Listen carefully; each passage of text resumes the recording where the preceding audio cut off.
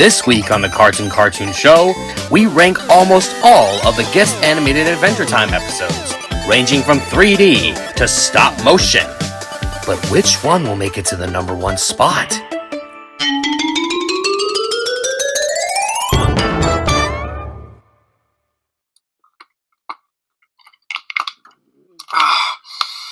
Whew, man, I definitely needed that.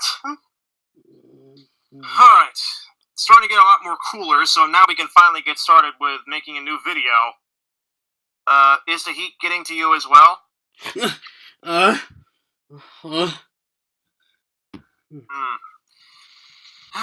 summer for you.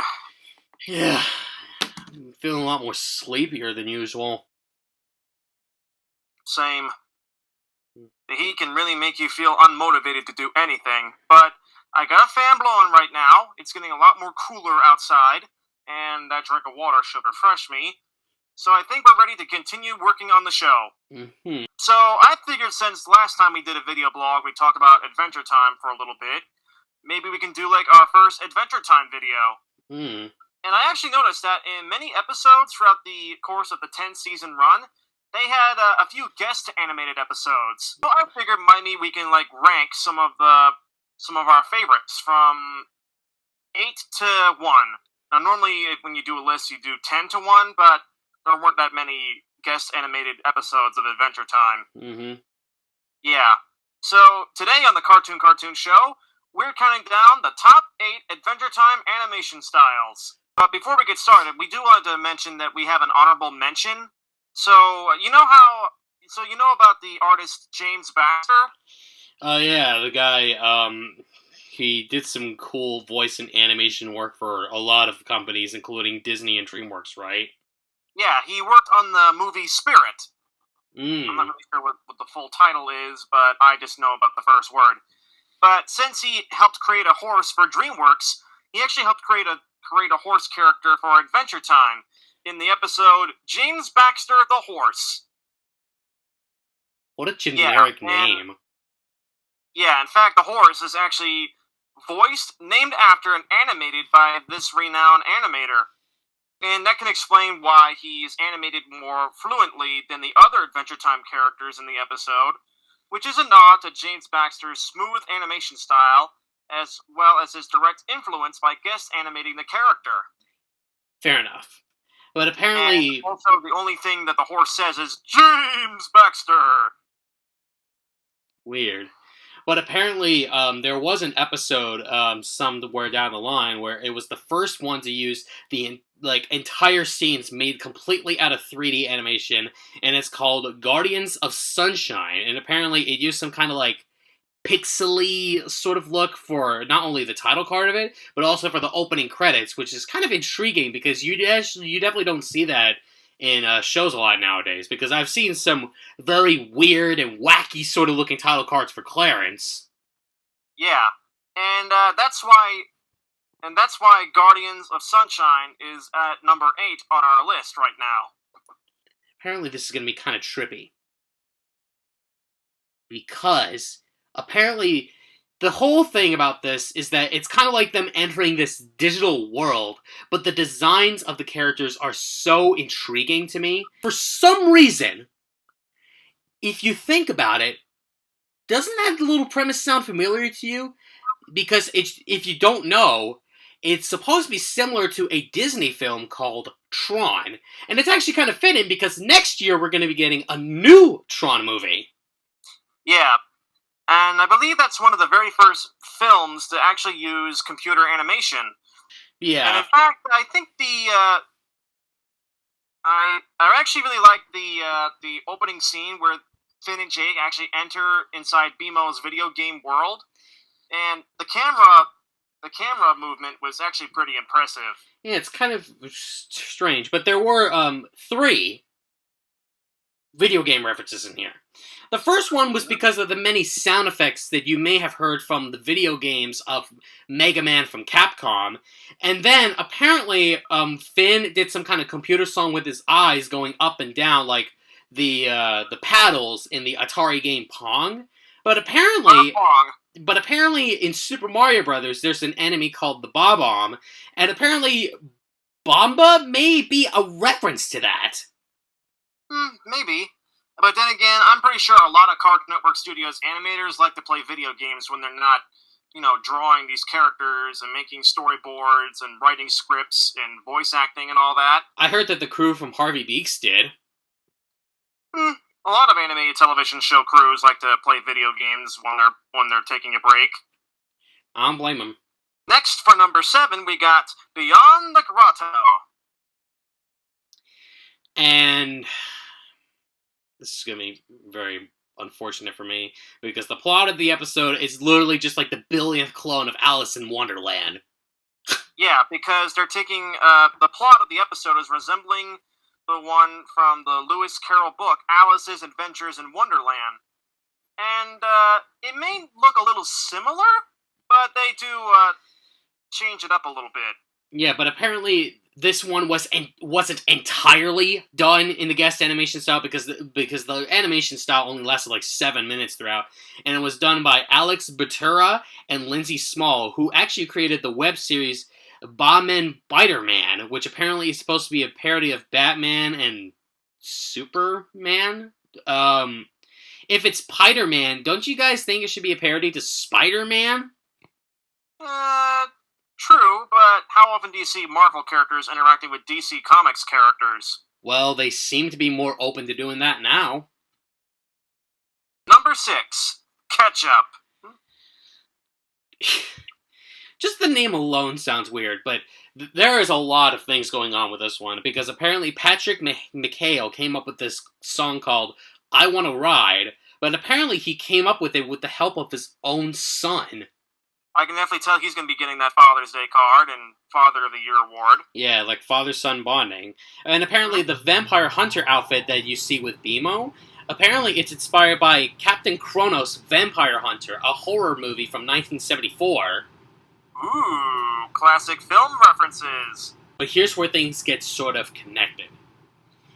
Do you guys remember this Blue Jay right here? Well, it may look like an ordinary Blue Jay, but what if I told you that it's voiced by J.G. Quintel? I don't know, the creator of Regular Show and the guy who does Mordecai? Yeah, well, J.G. Quintel actually does a lot of voices on Regular Show, but he does the main character of the series. And that can explain why this Blue Jay kept on saying this. Whoa!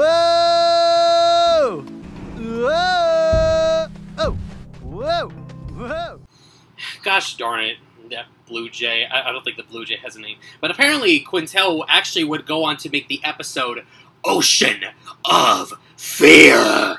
But he also, apparently, him and Pendleton Ward, they went to Cal Arts together. But J.G. Quintel, here's another fun fact, he was a storyboard artist on another one of my favorite shows, The Marvelous Misadventures of Flapjack. Yep. Pretty much the Cartoon Network show that helped animators make their own shows. Well, one of them, because I think Chowder, because I remember being a fan of when Flapjack and Chowder were on at the time, and that's when my obsession with Cartoon Network started to kick in. But for number 5, we have something called Food Chain, which apparently is animated by Masaki Yuasa, who has been known for his wild, free-form sort of style with this animation, is currently in the process of making his own studio called Science Saru. And the episode has been considered to be non-canon in the Adventure Time storyline, but it has been referenced twice later on in the series. So is it canon or not? But here's something that I don't think a lot of people are aware of. I wasn't aware of this either. But apparently there's this song sequence that you may have seen. But apparently it's a reminiscent to the works being choreographed by Bob Fosse, who did the film All That Jazz from 1979, where his main character had musical fantasies as he ended up dying from overexertion while simultaneously choreographing a Broadway show and directing a movie. So I'm just like, how can you do all that stuff at just one time like that? Well, we never really seen that many movies from the 70s. But we're going to have to be careful with the name of number 4. A glitch is a glitch.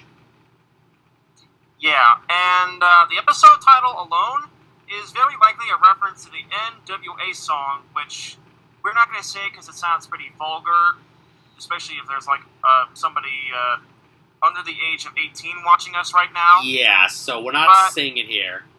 But it may be familiar to older audiences because Adventure Time has a young adult fan base. But here's something really cool for me. I am a person that uses Apple products. Like for example, I'm using my iPhone. So interestingly, this takes place in a very old Macintosh, which seems to be from the 1980s.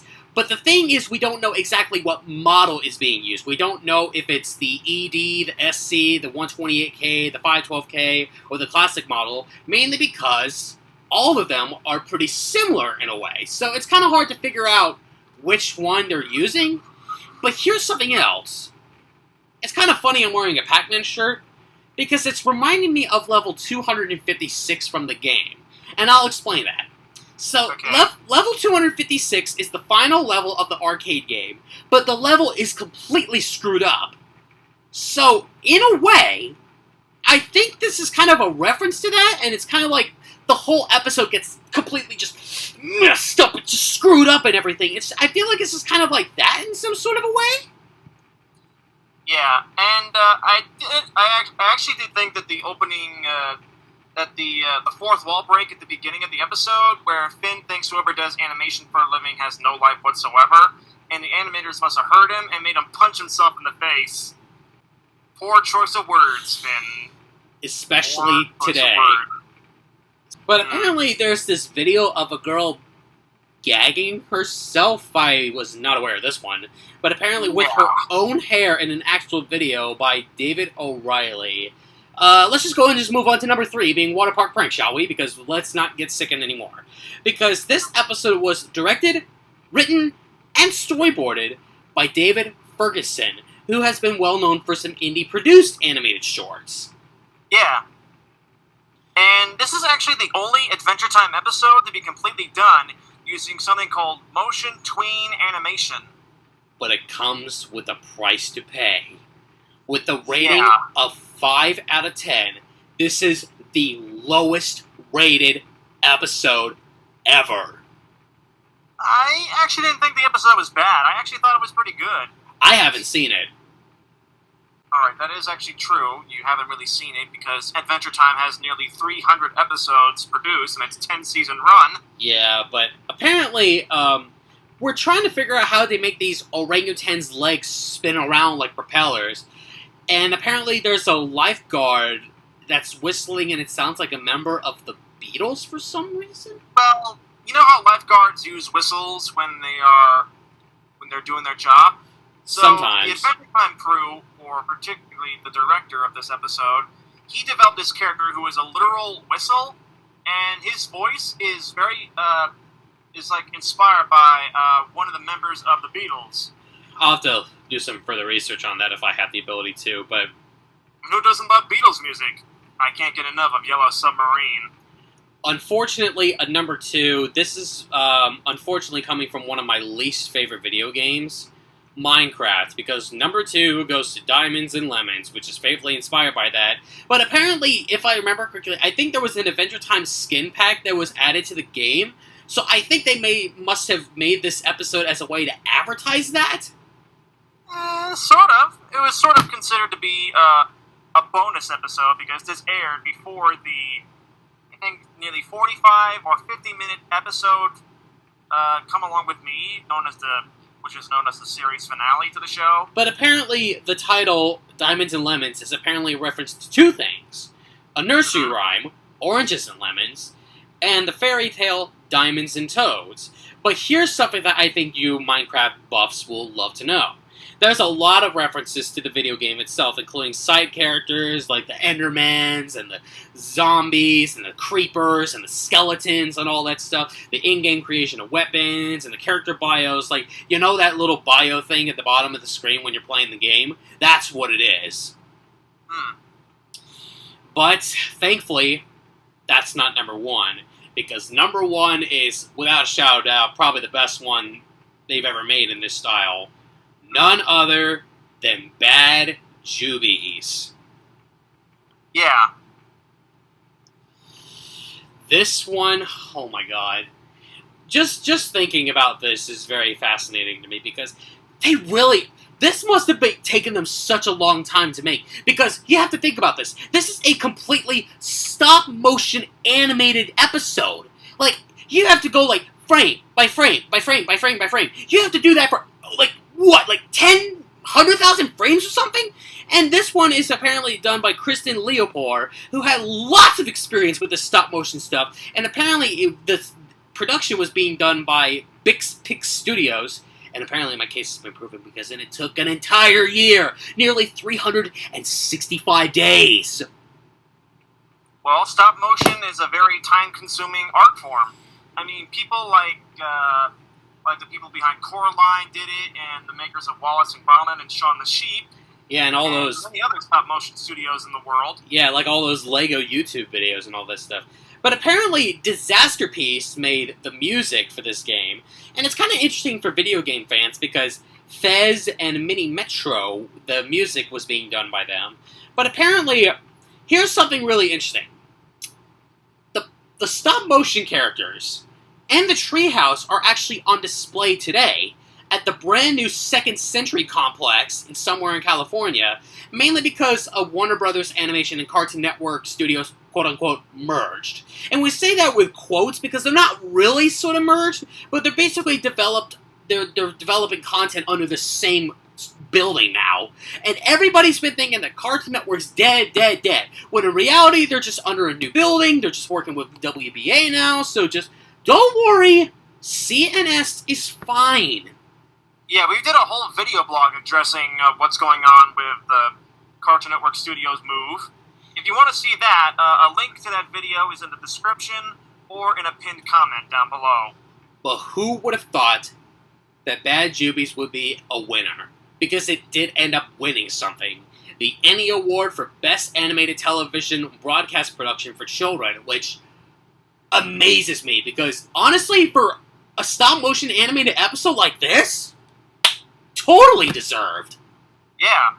I think it's actually great that many Cartoon Network shows over the years used to use different art forms and art styles and having different animators come in to participate in an episode. I mean, many shows have been doing that sort of thing for years. I mean... Yeah, it's just kind of crazy how many different animation styles. But some of them have been proven to be award winners, and that right there being the case. Yeah, but what do you guys think? If you have a favorite episode from this list that you want to tell us about, be sure to write it in the comments below, and we might respond to it in the future. But until then, we'll see you next time.